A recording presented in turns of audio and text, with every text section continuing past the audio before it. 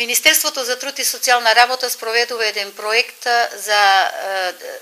лица, односно деца од 6 до 26 годишна возраст, кои што се разврстени во некоја од категориите и го остваруваат правото на посебен додаток преку Центарот за социјална работа во Гостивар. Проектот е замислен да сите заинтересирани на таа возраст, кои што имаат такви деца, да се јават во Центарот за социјална работа, да поднесат барање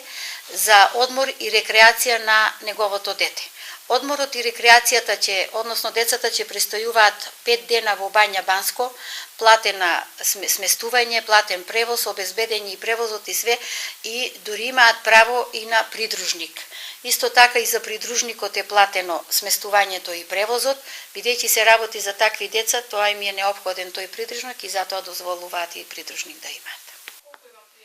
Досега во Центарот си има пријавено 12 деца, кои што ги има поднесено барањето, Министерството е известено, а за